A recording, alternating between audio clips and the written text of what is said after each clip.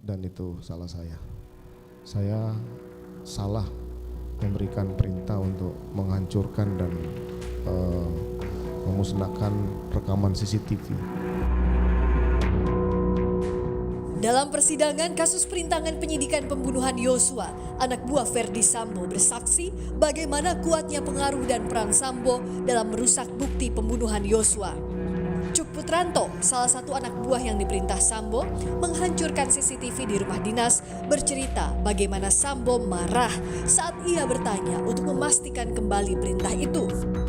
Sementara Irfan Widianto yang juga peraih Adi Makayasa atau penghargaan untuk lulusan Akpol terbaik juga menjelaskan jika sebagai polisi biasa tidak berani bertanya apalagi menolak perintah Propam. Diperintahkan beliau untuk mengambil, kemudian kamu ambil itu CCTV-nya, kamu copy dan kamu lihat isinya. Kamu ambil CCTV-nya, kamu copy dan lihat isinya. Betul. Itu yang menyampaikan Pak Ferdy Sambo. Ferdy Sambo. Apa jawaban saudara setelah disampaikan seperti disampaikan oleh Ferdy Sambo tersebut? Langsung saya sampaikan, mohon izin Jenderal, apakah tidak apa-apa untuk di copy dan dilihat isinya.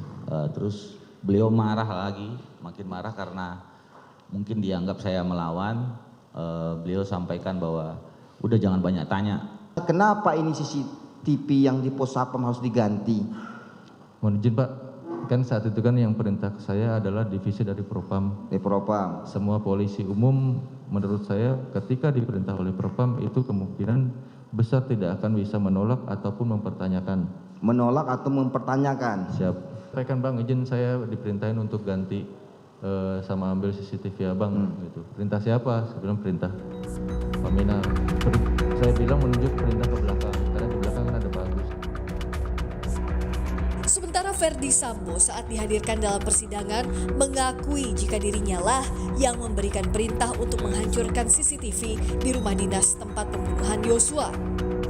Tak hanya menjadi terdakwa kasus pembunuhan berencana Yosua, Ferdy Sambo juga menjadi terdakwa kasus perintangan penyidikan pembunuhan Yosua.